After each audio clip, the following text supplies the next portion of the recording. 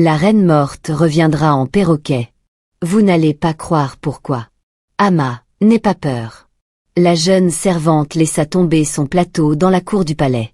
Le liquide se répandit sur le sol d'argile rouge alors qu'elle fixait le perroquet vert éclatant à ses côtés. Mais ce n'était pas un oiseau ordinaire. Il portait le visage d'une reine, calme, triste et observateur, comme quelqu'un revenu avec une mission. « N'aie pas peur », murmura le perroquet dans son esprit. « Ton chef est en train d'être empoisonné. » Et ainsi, Amma fut entraînée dans un secret qui pouvait déchirer l'Umora, car une nouvelle épouse avide était entrée dans ce palais, portant la beauté comme une couronne et la mort dans sa manche. Nuit après nuit, Selma versait du vin de palme avec un sourire doux.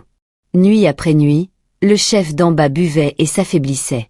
Tout le monde parlait de vieillesse, sauf le prince Kamso. Ce que Kamso ne savait pas était pire. Elle avait un amant impitoyable dans l'ombre et un plan pour ouvrir le trésor scellé par les esprits à la mort du chef. Mais celle qui connaissait la vérité était déjà morte. Elle revint en perroquet pour exposer la trahison, sauver le chef avant la 7e lune et empêcher l'avidité de dévorer l'Umora. Le royaume de l'Umora était situé près de la mer Bleue.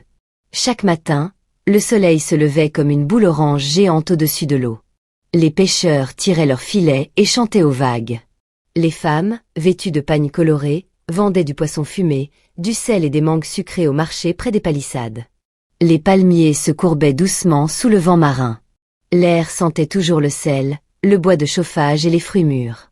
Sur une colline près de la côte se dressait le palais de l'Amora.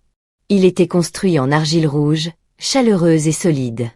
Les murs semblaient peints par le coucher du soleil. De hautes tours surveillaient le royaume et de larges escaliers menaient à de lourdes portes en bois sculptées de vieux symboles.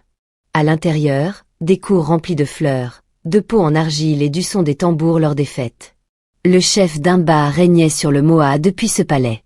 Tout le monde connaissait le chef d'Imba. Il était grand et large, avec une peau brun foncé comme du bois poli. Ses yeux étaient calmes et perçants, du genre à tout remarquer sans se presser de parler. Ses cheveux, courts, noirs avec des reflets gris comme l'écume de mer au crépuscule.